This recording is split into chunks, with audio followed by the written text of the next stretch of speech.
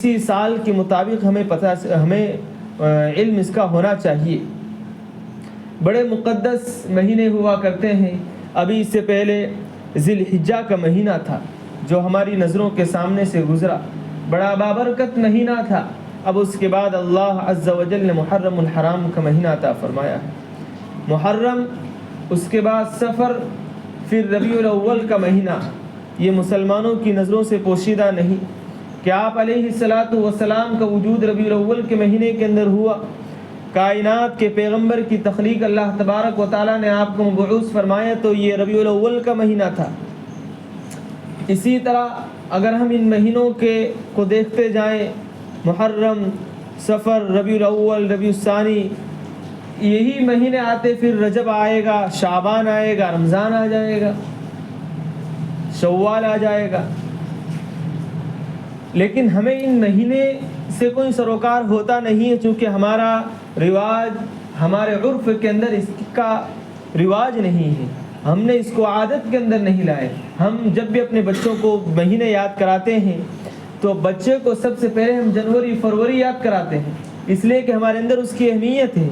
ہمیں اس کی عظمت ہمارے دلوں کے اندر ہے۔ اسلام کی عظمت اور اسلام کی قدردانی اگر ہمارے دلوں کے اندر ہوتی تو ہم اپنے بچوں کو سب سے پہلے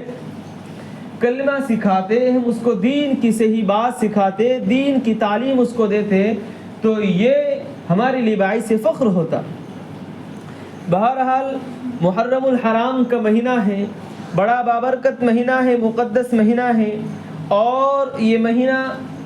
اسلام کی تاریخ کے اندر ایک عظیم سانحہ اور ایک عظیم حادثہ تاریخ اپنے جگر کے اندر سموئے ہوئے ہے۔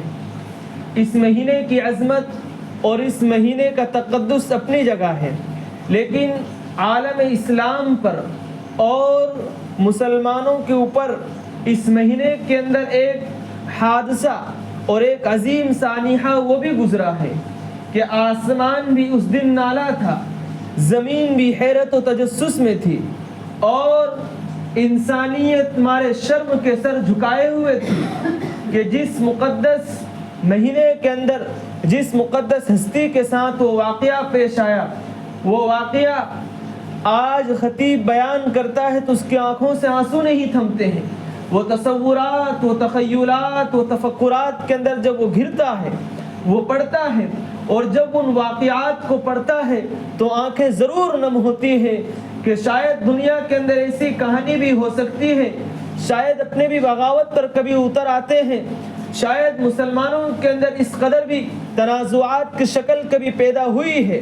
شاید تاریخ نے ان بابوں کو رقم کر کے ہمارے سامنے وہ ہسٹری پیش کی ہے، ہمارے سامنے تاریخ نے وہ عکاسی ہمارے سامنے کی ہے کہ کبھی بیٹھ کر یہ سوچا بھی جا سکتا ہے کہ کاش تاریخ ان کو محفوظ نہیں رکھتی تو ہمیں یہ واقعات پتہ نہیں چلتا، لیکن تاریخ نے اپنے جگر کے گوشے کے اندر ان تمام نقوش کو محفوظ کر کے ہمیں ان واقعات سے آشنا کرایا، ہمارے تفکرات و تخیلات کو وہ روشنی دی، ہمارے دلوں کے اندر ایمان کی شمع روشن ہو تو تاریخ نے وہ واقعات بھی ہمارے سامنے پیش کیے ہیں، اور اسلام کے اوپر جو حادثات گزرے ہیں تاریخ نے ان کو اپنے جگر کے اندر بند کر کے ہمارے سامنے ہمیں کم ہمتی پر حوصلے کے طور پر تاریخ نے وہ باب بھی اپنے اندر محفوظ کر کے ہمارے سامنے پیش کیا ہے۔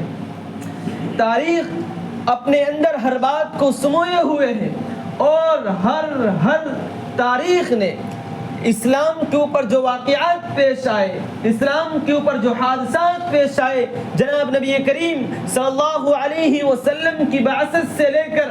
آج تک جتنے حالات مسلمانوں کے اوپر آئے ہیں، جس دور میں آئے ہیں، جس تاریخ میں آئے ہیں، جس لمحے کے اندر آئے ہیں، اسلام کے مورخوں نے اس کو لکھ کر محفوظ کر دیا ہے کہ آنے والی نسلوں کو اس سے ہمت بھی ملے گی، اور جو شکستہ دل ہوں گے اس سے ان کو حوصلہ ملے گا اسلام پر عمل کرنا، اور اس کو ان پر جذبے کے ساتھ عمل کرنے کی توفیق فراہم ہوگی۔ آج ہم جب تبلیغیوں کے سامنے وہ کارگزاری سنتے ہیں تو ہمیں حیرت اور تجسس ہوتی ہے کہ بھائیو اسلام مسلمانوں کے اندر آج بھی وہ دور ہیں کہ جب تبلیغ والے حضرات جب گھر گھر جا کر اللہ اور اس کے رسول کی دعوت کو چلاتے ہیں، کائنات کے پیغمبر کی تبلیغ کی جب وہ اشاعت کرنے کے لیے لوگوں کے دروازوں کو کھٹکھٹاتے ہیں تو لوگ انہیں آج بھی وہی گالی دیتے ہیں۔ جہاں دین سے لوگ ناآشنا ہیں، جہاں دین لوگوں کے پاس کما حقہ نہیں پہنچا ہے، تو یہ حضرات جا کر جب انہیں دین کی دعوت دیتے ہیں، اللہ کے رسول صلی اللہ علیہ وسلم کے پیغامات جب سناتے ہیں تو لوگ ان کو گالیاں دیتے ہیں، لوگ انہیں غلط طعنہ زنی ان کے اوپر کرتے ہیں، طرح طرح کے جملے ان کے اوپر کستے ہیں۔ تو اسلام اتنا واضح ہونے کے باوجود آج بھی دنیا کے اندر ایسی بیوقوف اور ایسی حماقت بھری دنیا کے اندر لوگ موجود ہیں کہ دین کی تبلیغ کرنے والوں کو لوگ تکلیف پہنچاتے ہیں، گالیاں دیتے ہیں۔ تو اس سے ہمیں بات معلوم ہوتی ہے کہ اگر مجھے اور آپ کو اگر دین کی تبلیغ کے لیے دین کی اشاعت کے اندر مجھے اور اگر آپ کو تکلیف پہنچائی جا رہی ہے تو میں اور آپ تاریخ کو اٹھا کر دیکھیں گے، میں اور آپ سیرت مصطفیٰ صلی اللہ علیہ وسلم کو اٹھا کر دیکھیں گے کہ کائنات کا پیغمبر جو بار بار لوگوں کی دہلیز پہ جا کر اس کلمے کی دعوت کو دے رہے ہیں، اس کلمے والے مشن کو بتلا رہے ہیں، لوگوں کو ان کی حقیقت سے آشنا کرا رہے ہیں، لوگوں کو کائنات کا پیغمبر کہہ رہا ہے کہ تمہاری بعثت کا مقصد کیا ہے، تمہارے پیدا کرنے کا مقصد کیا ہے۔ اللہ تبارک و تعالیٰ نے جنات اور انسان کو تو اپنی عبادت کے لیے پیدا کیا ہے، اور اللہ تبارک و تعالیٰ نے اس خلقت کو، اس زمین و آسمان کو، یہاں بسنے والے مخلوقات کو اللہ تعالیٰ نے عبث اور بیکار پیدا نہیں فرمایا ہے۔ تو اللہ تبارک و تعالیٰ کی یہ تخلیق ہمیں بتلاتی ہے کہ اللہ تبارک و تعالیٰ نے کسی بھی چیز کو عبث اور کسی بھی چیز کو بیکار پیدا نہیں فرمایا ہے۔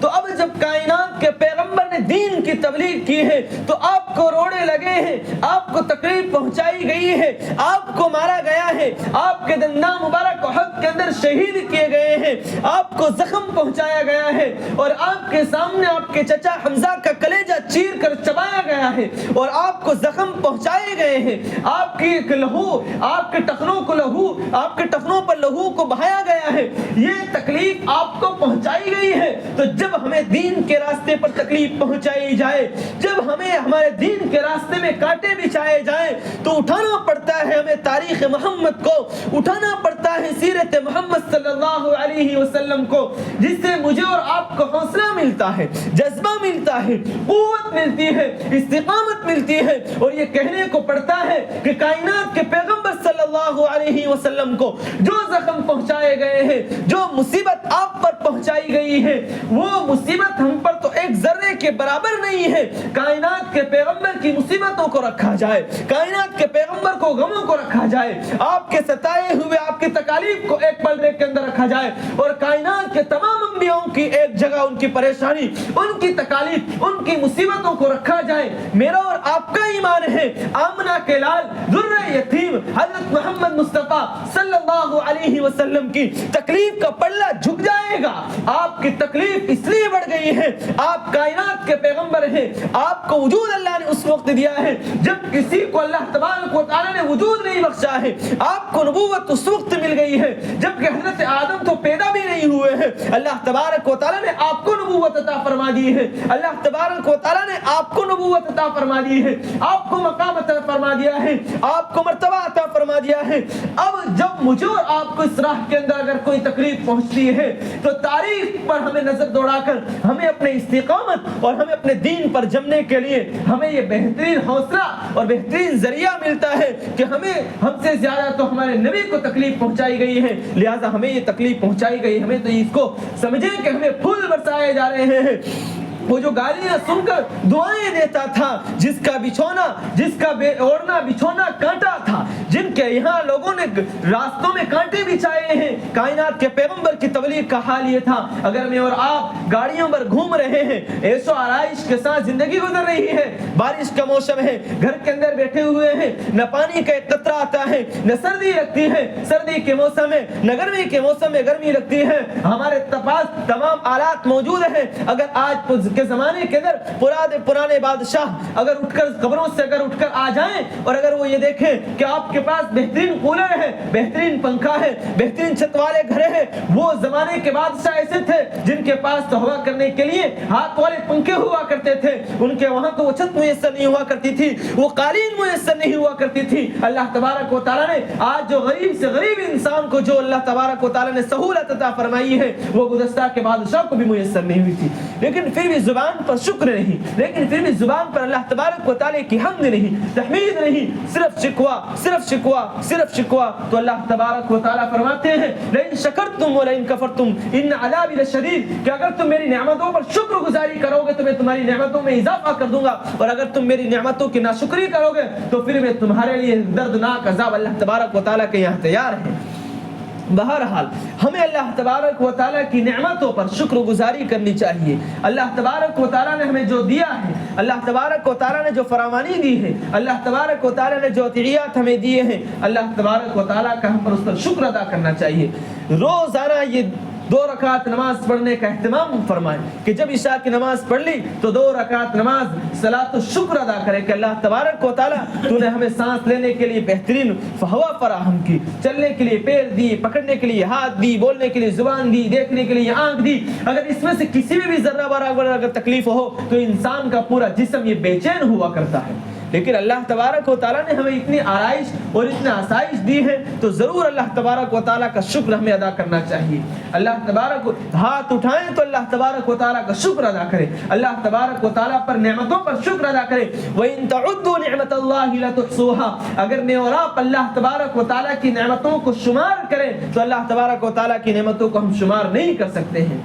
بہرحال محرم الحرام کا مہینہ ہے, زندگی کا 1 سال ہم سے گزر چکا ہے. جب انگریزی سال شروع ہوتا ہے تو ہمارے یہاں لوگوں کا ایک طبقہ وہ ہے جس پر جشن مناتے ہیں, خوشیوں کا اظہار کرتے ہیں, اور وہ اپنے یہاں نئے سال کے آغاز پر وہ اظہار شکر ادا کرتے ہیں اور اپنے آپ میں خوشی کا اظہار کرتے ہیں کہ ہماری زندگی کے اندر ایک نیا سال شروع ہو گیا. اسی طرح جو بچے پیدا ہوتے ہیں جنہیں کچھ خیال نہیں ہے کہاں پیدا ہوئے, کیسا پیدا ہوئے, حالانکہ سوچنا تو یہ چاہیے تھا کہ بھائی جب سے میں اور آپ پیدا ہوئے ہیں ہمیں اس پر سوچنا چاہیے کہ ہم نے اپنی زندگی کے اندر کون سا نیک عمل کیا کہ جو ہم اللہ تبارک و تعالیٰ کے سامنے پیش کریں. ایک صحابی ہیں جن کو ابو عبداللہ کہا جاتا ہے, وہ رو رہے تھے. مشکات شریف کی روایت ہے تو صحابہ کرام ان کی عیادت کے لیے آئے تو انہوں نے کہا کہ آپ کیوں رو رہے ہو, حالانکہ اللہ کے نبی علیہ السلام نے تو آپ کو فرمایا تھا کہ اپنی مونچھوں کو کترواتے رہو اور اس پر جمے رہو, اللہ تبارک و تعالی یہاں تک کہ تم مجھ سے ملاقات کرو تو آپ کے لیے تو جنت ہے, آپ کیوں رو رہے ہو. تو صحابی نے عرض کیا ہاں مجھے یہ بات تو یاد ہے, لیکن میں نے اللہ کے نبی علیہ السلام سے یہ بات بھی سنی تھی کہ اللہ تبارک و تعالی نے حضرت آدم علیہ السلام کی دائیں پسلی سے, دائیں مونڈے سے بچوں کو اپنی خلقت کو پیدا کر کے فرمایا تھا کہ لہا اولائی, اور بائیں طرف سے پیدا کر کے فرمایا تھا کہ لہا اولائی, یعنی فرمایا تھا کہ جو جتنے دائیں طرف سے نکلے ہوئے ہیں یہ جنتی ہیں اور جتنے بائیں طرف سے نکلے ہیں یہ جہنمی ہیں. یعنی اللہ تبارک و تعالیٰ نے اپنی مٹھی کے اندر دونوں مخلوق کو لیا ہے اور کہا کہ جو دائیں ہاتھ میں ہیں, دائیں مٹھی کے اندر ہیں یہ جنت والے ہیں, یہ جنتی لوگ ہیں, اور جو بائیں مٹھی کے اندر ہیں یہ جہنمی لوگ ہیں. صحابی رو رہے ہیں, مجھے رونا اس بات پر آتا ہے, مجھے معلوم نہیں ہے کہ میں اللہ کی کون سی مٹھی کے اندر ہوں, میں اللہ تبارک و تعالیٰ کی کس مٹھی کے اندر ہوں, آیا جنت والی مٹھی کے اندر ہوں یا جہنم والی مٹھی کے اندر ہوں. یہ ایک صحابی کا وہ رونا تھا, افسوس تھا اس پر کہ اللہ تبارک و تعالیٰ میرا حشر کن لوگوں کے ساتھ فرمائیں گے. آج میرا اور آپ کا معاملہ یہ ہے, ایک صحابی جو صحابت رسول کو پا کر اتنا ڈر رہا ہو, خوف آخرت جن کے اندر اتنا ہو, وہ صحابی کا عالم یہ ہو, تو بھائیوں میں اور آپ کا عالم تو یہ ہونا چاہیے کہ اگر ہم اپنی زندگی کے یہاں اپنی زندگی پر اللہ تبارک و تعالیٰ کے یہاں سارے سال زندگی کا سجدہ کرتے رہے تب بھی ہم اللہ تبارک و تعالیٰ کا شکر ادا نہیں کر سکتے ہیں. اگر اللہ تبارک و تعالیٰ نے مجھے اور آپ کو اگر جنت عطا فرمائی ہے تو یہ اللہ کا فضل ہوگا, اور اگر وہ جہنم میں بھیجتا ہے تو اللہ تبارک و تعالیٰ کا عدل ہوگا. ہم اللہ تبارک و تعالیٰ کی نعمتوں کے حساب سے جنت میں نہیں جا سکتے ہیں. اگر اللہ تبارک و تعالیٰ نے ہم سے حساب لینا شروع کر دیا تو بھائیوں یاد رکھیے ہم میں سے کوئی بھی جنت میں نہیں جائے گا. کون ہے جو اپنے یہاں حساب دے سکے؟ حضرت تھانوی رحمت اللہ علیہ, مولانا اشرف علی تھانوی حکیم الامت, وہ فرماتے ہیں کہ ایک باپ نے اپنے بیٹے سے کہا کہ بیٹے تو صبح سے لے کے شام تک جو کرتا ہے وہ حساب مجھے روزانہ دیا کر. تو بیٹے نے حساب دینا شروع کیا، صبح سے لے کے شام تک کا روزانہ حساب دیتا تھا. ایک دن حساب دیا، دوسرے دن حساب دیے، تیسرے دن حساب دیا. روزانہ جب حساب دیا تو ایک دن وہ اپنے باپ پر غصہ ہو گیا کہ باپ تو چاہتا کیا ہے، روزانہ مجھ سے حساب لیتا ہے، جو کہنا ہے وہ مقصد کہہ ڈالیے، یا جو آپ کو حساب لینا ہو تو ہفتے میں ایک مرتبہ حساب لے لیجئے، روزانہ میں آپ کو کیسے حساب دے سکتا ہوں، میں آپ کو حساب نہیں دے سکتا ہوں، میرے دماغ میں اتنی باتیں نہیں رہتی ہیں. تو باپ نے کہا بیٹے تو صبح سے لے کے شام تک کا میرا حساب نہیں دے سکا تو اپنی زندگی کا حساب اللہ کے سامنے کیسے دے سکتا ہے؟ تو اس لیے ہم اپنی زندگی کا حساب اللہ کو نہیں دے سکتے ہیں. ایک نعمت کا حساب بھی اللہ تبارک و تعالیٰ کو نہیں دے سکتے ہیں. ایک نعمت کا حساب بھی اللہ تبارک و تعالیٰ کو نہیں دے سکتے ہیں. بادشاہ اورنگزیب عالمگیر کا واقعہ ہے غالباً. انہوں نے کہا، ان کو بڑی پیاس لگی، ان سے پوچھا کہ آپ کی حکومت کی قیمت کیا ہے؟ تو ایک عقل مند بہروپی سے انہوں نے پوچھا تو کہا کہ آپ کی حکومت کی قیمت یہ ایک گلاس پانی ہے. فرمایا ایک گلاس پانی کیسے ہے؟ تو کہا بادشاہ کو کہ آپ ایک جنگل کے اندر ہیں، بیابان کے اندر، اور آپ کو سخت پیاس لگی ہے اور پیاس آپ کی زندگی سے لڑ رہی ہے، آپ موت و حیات کی کشمکش میں ہیں اور آپ کے سامنے موت ہے، آپ کے سامنے ایک گلاس پانی پیش کیا جائے تو آپ بتاؤ اس پانی کو خریدنے کے لیے کیا کرو گے؟ بادشاہ نے کہا جب میری جان جانے والی ہے تو میں اپنی آدھی سلطنت اس کو ایک گلاس پانی کو خریدنے میں اپنی آدھی سلطنت دے دوں گا. کہا اچھا ٹھیک ہے دے دی. کہاں اب آپ نے پانی پی لیا، اب وہ پانی آپ کی نالی میں رک گیا، پیشاب کی قطرے پیشاب کی جگہ سے وہ پانی نکل نہیں رہا ہے، پیشاب بن کے نکل نہیں رہا ہے. سارے حکیموں نے جواب دے دیا ہے، صرف ایک حکیم اس بات کی شرط لیتا ہے کہ میں آپ کو آپ کے پیشاب کو جاری کر دوں گا، بتاؤ آپ کیا دو گے؟ تو بادشاہ کہتے ہیں کہ میری زندگی کا مسئلہ ہے، موت و حیات سے میں لڑ رہا ہوں، اگر وہ میرے پیشاب کو جاری کر دے گا تو میں اس کو اپنی پوری سلطنت یعنی جو آدھی باقی سلطنت میں اس کو دے دوں گا. تو کہا بادشاہ آپ کی پوری سلطنت کی قیمت ایک گلاس پانی ہے. کتنی ہے؟ ایک گلاس پانی ہے جس کو پیا اور جس کو نکالنے میں آپ کی حکومت خرچ ہو گئی ہے. بتاؤ تم اپنی زندگی کے اوپر غرور کیسے کر سکتے ہو؟ تم اپنی زندگی کے اوپر فخر کیسے کر سکتے ہو؟ تم اپنے حساب میں کیسے دے سکتے ہو؟ جس آنکھ کو اللہ تبارک و تعالیٰ نے دیا ہے، اگر اس آنکھ کے اندر تھوڑا بھی کچرا اگر چلا جائے تو انسان کو نیند نہ آوے، انسان دیکھنے سے قاصر ہو جاوے، اس کی ناک کی نلی کے اندر کوئی چیز پھنس جائے وہ سانس لینے میں تکلیف محسوس کرے گا. دل کے رگوں کے اندر اگر ذرا برابر بھی خلش آ جائے تو انسان کے سانس لینے میں تکلیف آتی ہے، وہ جان سے ہاتھ دھو بیٹھتا ہے. یہ زندگی کی حقیقت ہے، یہ زندگی کی حقیقت ہے جس کو اللہ تبارک و تعالیٰ نے ہمیں دیا ہے. اس لیے دیا ہے کہ ایک بازار کے طور پر آج میں اور آپ بازار کے لیے جب جاتے ہیں، بازار کرنے کے لیے جھولا لے کر جاتے ہیں تو وہ بڑا بیوقوف شخص ہے وہ جو بازار کے اندر جا کر گاڑی پر کھڑے ہو کر چاروں طرف دیکھتا رہے اور جب کام وقت ہو جائے تو خالی جھولے کو لے کر گھر آ جائے. بیوی چلائے گی، بچے کہیں گے بڑا بیوقوف باپ ہے، بازار گیا تھا کچھ خرید کے نہیں لایا ہے، اس کو پیسے بھی دیے تھے، اس کو گاڑی بھی دی تھی، اس کو ہم نے جھولا بھی دیا تھا، جیسا گیا ہے واپس ویسا آ گیا ہے. یہ اس کو دنیا کی اولاد بیوقوف کہہ رہی ہے، اس کی بیوقوف بیوی اس کو بیوقوف کہہ رہی ہے. اللہ تبارک و تعالیٰ نے جسم عطا فرمایا ہے، زندگی عطا فرمائی ہے، اللہ تبارک و تعالیٰ نے عقل عطا فرمائی ہے، زبان عطا فرمائی ہے اور دنیا کی بازار کے اندر ہمیں بھیجا ہے کہ جاؤ میری عبادت کرو، جاؤ میری عبادت کرو، میرے سامنے خرچ کرو، میرے آگے رو، میرے آگے سجدہ کرو. بڑا بیوقوف آدمی ہے، بڑا احمق آدمی ہے، بڑا اللہ تبارک و تعالیٰ کی نظروں کے اندر ذلیل آدمی ہے وہ جو اپنی زندگی کے اندر اپنی زندگی کو خالی ہاتھ لے کر میرے اللہ کے پاس جا رہا ہو، خالی ہاتھ اپنے نامہ اعمال کو اللہ تبارک و تعالیٰ کے سامنے لے کر جا رہا ہو. وہ اللہ نے جس نے زندگی عطا فرمائی ہے اس زندگی کو اللہ نے اپنی عبادت کے لیے لگایا ہے. اگر وہ شخص اپنی زندگی کو خالی ہاتھ لے کر جاتا ہے تو وہ اللہ تبارک و تعالیٰ کے سامنے مجرم ہے. بہرحال اپنی زندگی کا رخ بدلیے اور اپنے آپ میں اللہ تبارک و تعالیٰ سے مانگنے کی کوشش کیجیے. میں نے عرض کیا کہ ہمارے یہاں مسئلہ یہ ہے کہ ہم اپنی زندگی کے اندر اپنے بچوں کو وہ تعلیم دیتے ہیں جس سے ہمارے بچے بعد میں بڑے ہو کر ہماری زندگی کا باعث فخر ہونے کی بجائے وہ باعث عذاب اور باعث ذلت بنتے ہیں. اس لیے اپنے بچوں کو دین سے آشنا کرائیے. ہم اپنے بچوں کو انگریزی سالوں کے نام یاد کراتے ہیں. آج مجمع کے اندر بہت سے لوگ وہ ہوں گے جنہیں اسلامی سال کا پتہ ہی نہیں کہ آج ہمارا اسلامی سال شروع ہو گیا. ان لوگوں کو پتہ ہوگا جن کو محرم الحرام کے مہینے کے اندر محرم کے تعزیے دیکھنے کا شوق ہو یا بنانے کا شوق ہو یا جن کو کھچڑے کھانے کا شوق ہو تو وہ تو منتظر ہیں کہ کب جب محرم الحرام کا مہینہ ہے بھائیوں، یہ مہینہ بڑا مقدس مہینہ ہے. یہ مہینہ بدعات و خرافات والا مہینہ نہیں ہے. یہ مہینہ ڈھول تاشے والا مہینہ نہیں ہے. یہ مہینہ جلوس نکالنے والا مہینہ نہیں ہے. اس مہینے کے اندر تو کائنات کے پیغمبر کے نواسے نے، جس کو میرا نبی فرما رہا ہے سیدہ شباب اہل الجنہ، یہ حسن اور حسین تو جنت کے نوجوانوں کے سردار ہیں.